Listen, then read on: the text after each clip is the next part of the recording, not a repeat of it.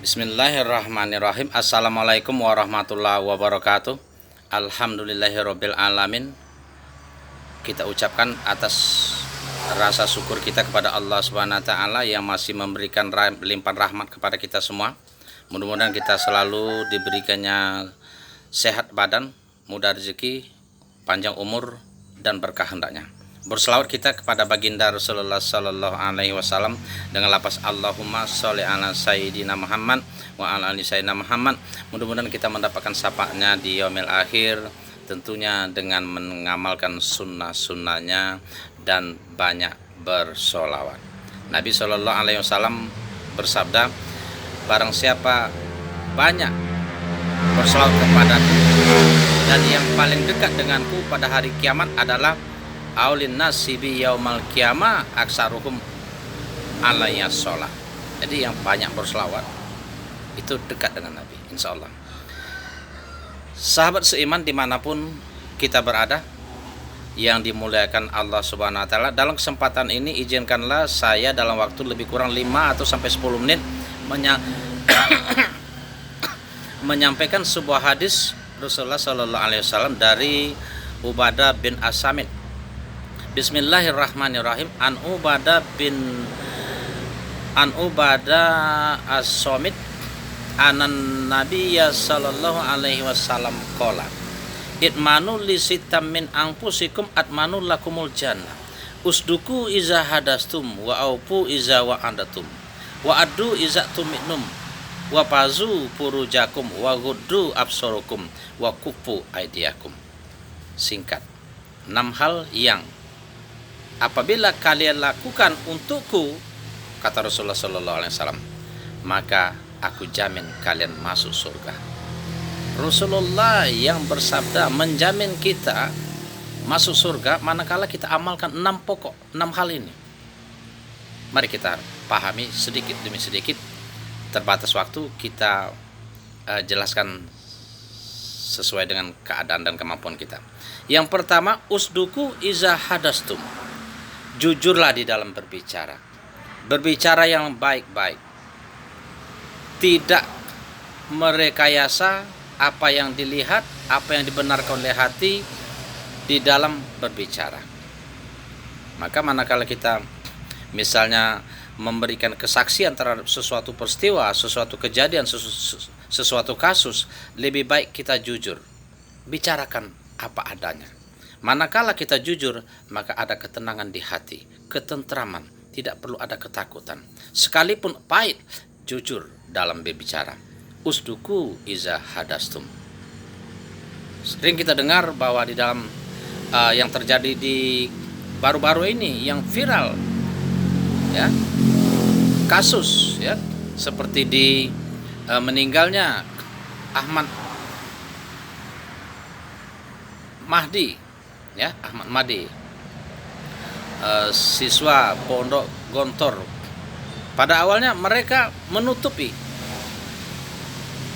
dengan berdalih alasan meninggalnya Ananda AM faktor sakit, kecelakaan dan lain sebagainya. Setelah didesak akhirnya mengaku terbuka dan memohon maaf. Artinya apa? Ini sudah terlambat.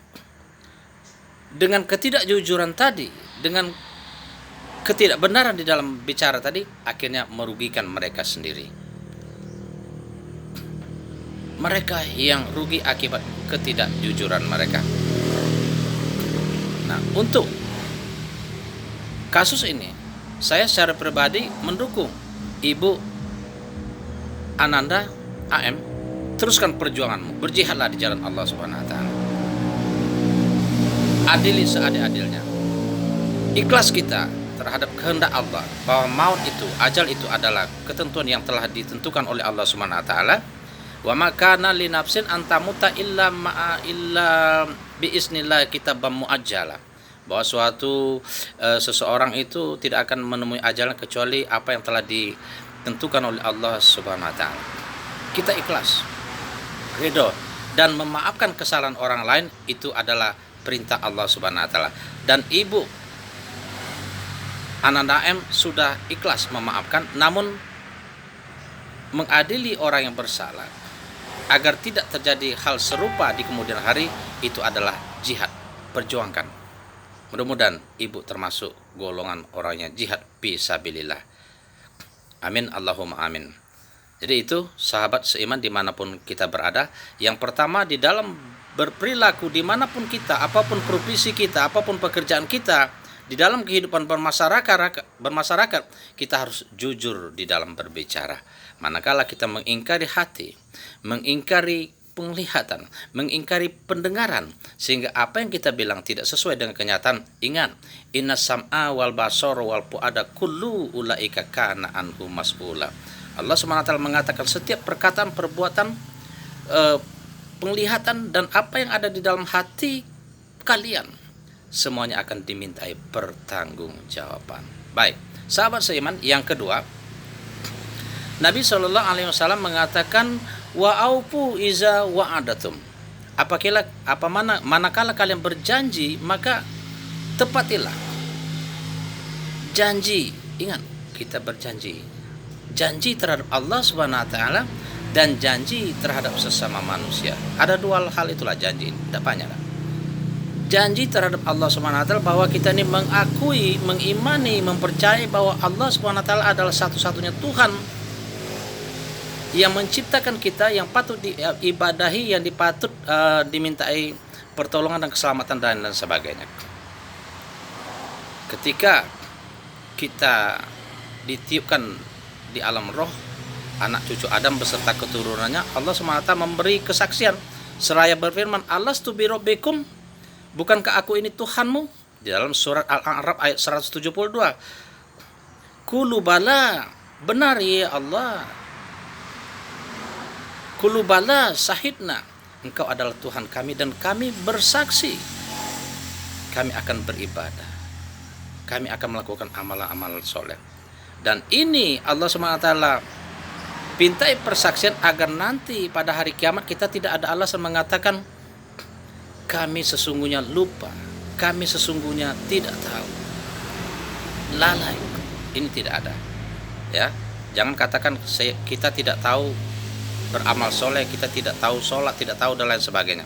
Karena Nabi Muhammad SAW nanti akan memberi kesaksian terhadap kita semua, termasuk para sahabat, pengikut-pengikutnya, guru-guru ngaji, guru-guru, para ulama, penceramah dan lain sebagainya, memberikan kesaksian bahwa kita telah menjelaskan atas perintah Allah SWT. Baik, secara singkat, janji terhadap sesama manusia. Manakala kita berjanji, taati, tunaikanlah janji-janji. Manakala kita sulit karena suatu keadaan untuk menunaikan janji itu, maka sampaikan seadanya. Yang ketiga, sahabat seiman, wa addu iza tumitnum, berlakulah amanah kalian manakala kalian diberikan amanah. Nah, kita singkatnya, kita di rumah sebagai suami, anak istri itu amanah, agar kita didik, kita beri makan, kita beri tempat tinggal, pendidikan, kasih sayang. Perintah Allah Subhanahu wa taala adalah amanah yang juga harus kita laksanakan. Nah, manakala kita mampu melaksanakan amanah-amanah, baik amanah yang dari kita sesama manusia, juga amanah terhadap Allah Subhanahu wa taala. Allah mengatakan, wa ma khalaqtul jinna wal insa illa liya'budun. Kita ini diciptakan oleh Allah Subhanahu wa taala untuk beribadah. Jadi bersifat amanah, tanggung jawab kita. Yang keempat, sahabat seiman, amalan yang harus kita jaga, wafazu puru jakum, yakni kita wajib menjaga aurat kita. Kita jaga, dan jagalah kemaluan kalian. Jadi ini inti, ya. Percuma kita sholatnya rajin, misalnya ibadahnya bagus, sholat tahajud, tetapi kita menebar aurat. Pakaian anak-anak kita pakai, maaf kalau misalnya perempuan, ya, baju lepas kancing kita pakai, maaf ini betul sedang kerja kan, ya, gitu.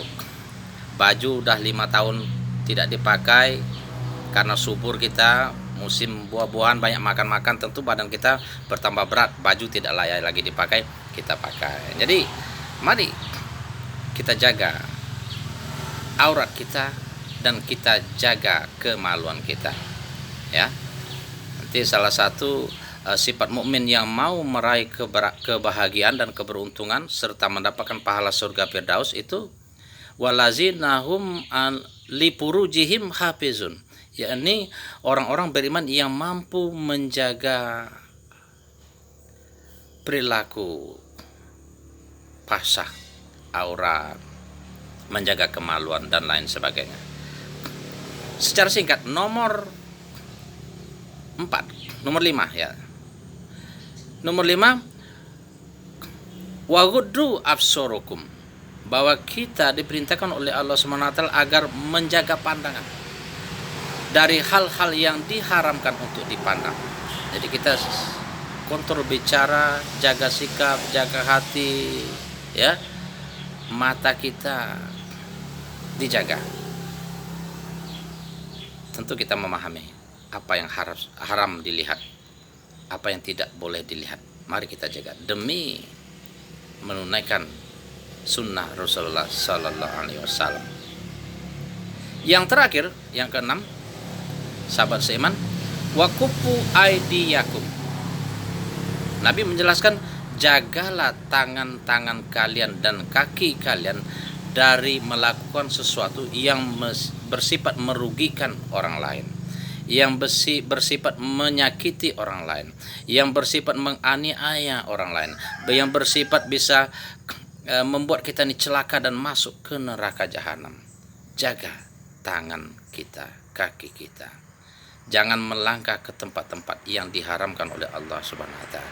Jangan melakukan sesuatu demi penghasilan keluarga, demi harta, demi sayang anak dan keluarga, kita melakukan sesuatu tindakan yang curang.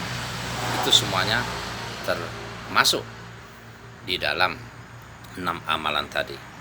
Demikian, mudah-mudahan harapan kita bersama, kita dicintai, disayangi dan diselamatkan oleh baginda Rasulullah Sallallahu Alaihi Wasallam melalui syafaatnya. Nanti pada hari kiamat kita harapkan tentu kita berusaha semaksimal menunaikan sunnah-sunnahnya di samping melaksanakan perintah Allah Subhanahu wa taala semampu kita.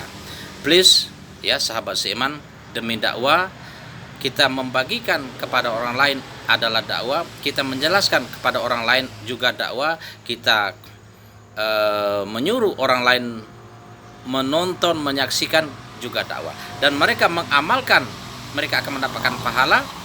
Kita karena melalui kita akan mendapatkan amal tanpa mengurangi pahala yang mereka dapatkan. Demikian, please like, comment, and subscribe. Assalamualaikum warahmatullahi wabarakatuh.